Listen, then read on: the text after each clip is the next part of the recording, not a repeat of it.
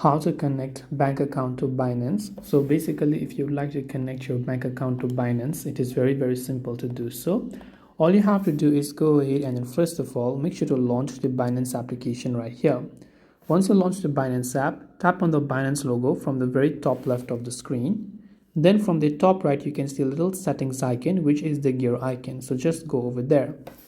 Once you're there on this page, scroll under the payment section. You'll find a section where it says payment methods. Once you go to payment methods, there you can see an option called P2P Payment Methods, which I have not added anything. So I can go to P2P Payment Methods.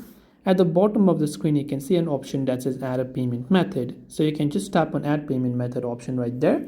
Now, depending upon which country you verify your account with, you will see a list of banks that are available for you to connect from.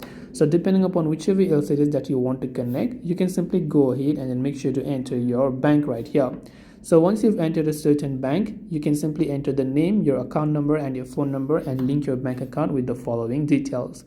And this way you'll be able to connect bank account to Binance. I hope that this video really helped you. If you have got any further questions, feel free to also leave them down in the comment section. Thank you for watching till the very end and see you in the next video.